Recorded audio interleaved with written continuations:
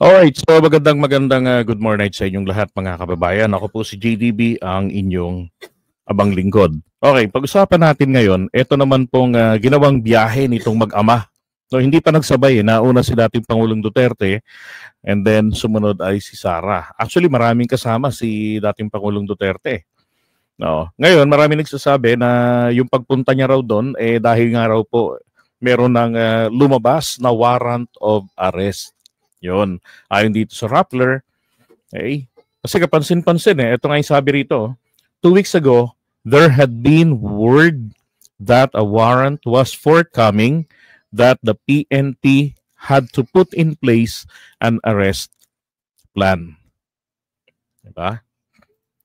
Okay, and then etong isa pa, balita rin, sabing ganyan, exclusive Philippine President Duterte spotted in Causeway Bay amid ICC warrant rumor. Ayon daw po sa sources. Ito nga. So, confirmed talaga na nasa Hong Kong. Ito rin, People's Tonight, sabi, Today, Pilipinas Today, sorry. Sabi rito, Tatay Digong, where na you? Kumakalat niya ng litrato ni dating Pangulong Duterte habang pasakay ng Cathay Pacific. Okay? Diyan sa Terminal 3 noong March 7, alas 8:42 ng umaga. Si Sara naman, March 8 po, bumiyahe. No? Kahapon. Mga sabi nito, mga bandang alas 10 ng umaga, Sabado, March 8, umalis sa bansa, diba, si VP Sara, impeach VP Sara. And then, yun na nga, nagpunta rin ng Hong Kong, napaulat na magkasunod ng pagbiyahe ng mag-ama papuntang Hong Kong sa gitna ng mga espekulasyon na ng umano'y pagpapaglalabas ng ICC arrest warrant laban sa dating presidente. Ang Hong Kong ay isang administrative region ng People's Republic of China. Ano ibig sabihin? Pupunta magtatago na sa China, ganun ho ba? Diba? Pero ito pa ibang mga balita, Fact PH. Okay, so ganun din. Tragis, parang kinopya lang, copy-paste. Ito pa, politiko naman. Ito yung nauna. Natunugan, Rody Duterte flies to Hong Kong amid ICC arrest warrant rumors, but Panelo says he is meeting OFWs. Alright, so dahil nga po rito, tinignan ko rin, meron ba talagang warrant of arrest na inilabas laban po kay dating Pangulong Duterte? At doon kasi ako nagtaka rin, bakit si Sara ay bumiyahe, pa Hong Kong? And ito po, this is what I have found out. Mukhang fake news po yun na sinasabi na yun ang dahilan, yung warrant ng ICC. No? Kasi last month, February 19, meron hong isang post dito sa group page ng Duterte Universal Solid Supporters. Okay, sabi rito, sanang andito po sa Hong Kong, pupunta po si Tatay Digong and some PDP laban aspirants dito sa Hong Kong this coming March 9. Alright, so kaya ho pala naman, pumunta. Ako, tingin ko, ito talaga yung dahilan kung bakit po nagpunta si dating Pangulong Duterte at saka si VP Sara. Pero teka muna, bakit pati siya?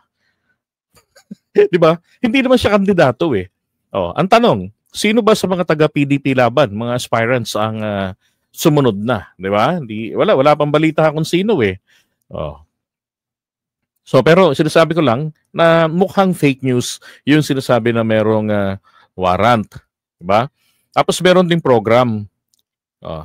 Pasasalamat kay PRRD with OFWs March 9, 9:30 a.m. to 5 p.m. sa 111 Johnson Road, Wan Kai, Hong Kong.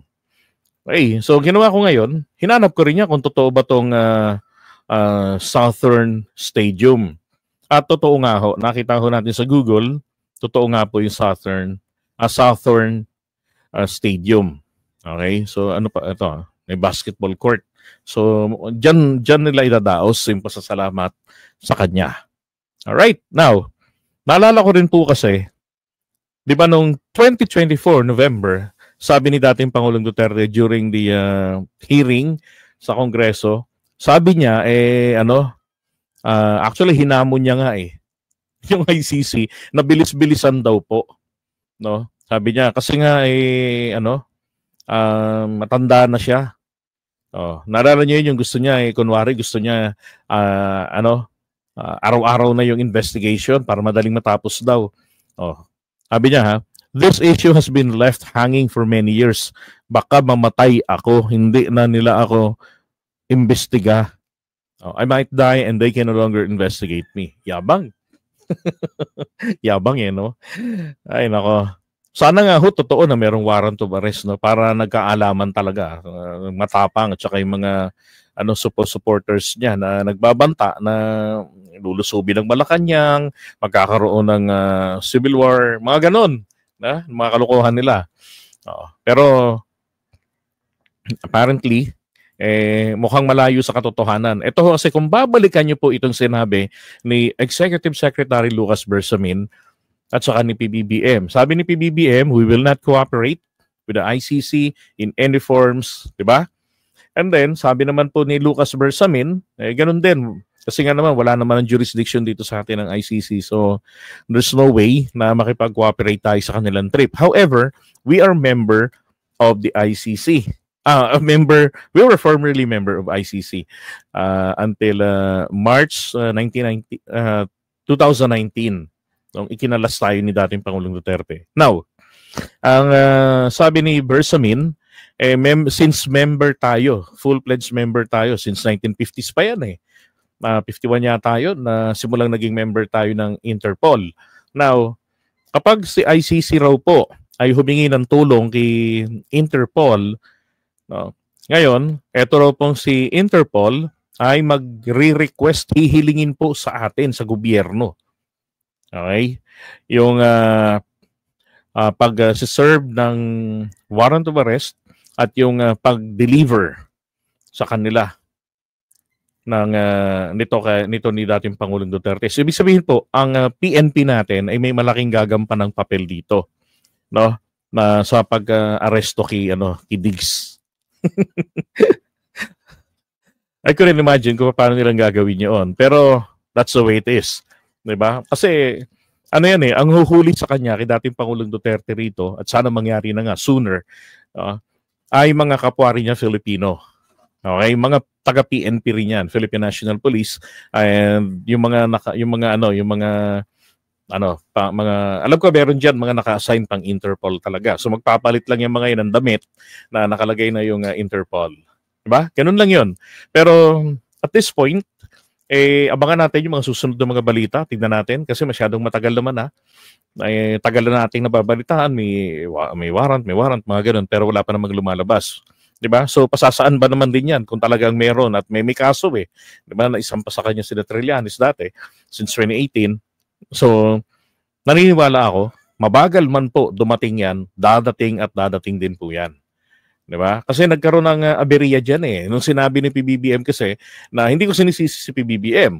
Pero yun talaga yung nangyari Naging dahilan naalala ko lang nung sinabi niya na hindi tayo makikipag-cooperate. So ibig sabihin doon, hindi na po makakakuha si ICC ng mga information, ng mga gamit na ebidensya through the Philippine government. So ibig sabihin, hindi nila makakausap si DOJ, ang PNP, hindi nila makakausap. So saan sila aasa?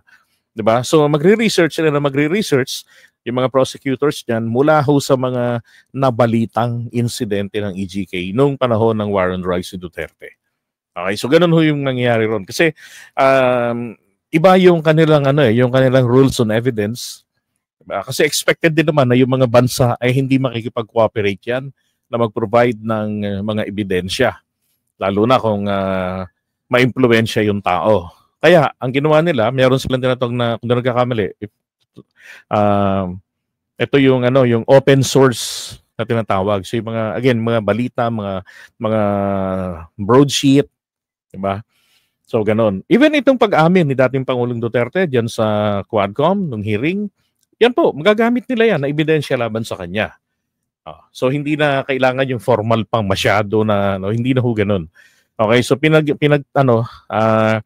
kumbaga na-extend lang yung agony ng mga biktima at ng mga kaanak. Pero again, darating din po yan. Again, bago natin iwan ito, gusto ko lang pong sabihin na yung naikalat na mukha akong fake news, mukhang wala naman talaga na na warrant of arrest para sa kanya. Okay?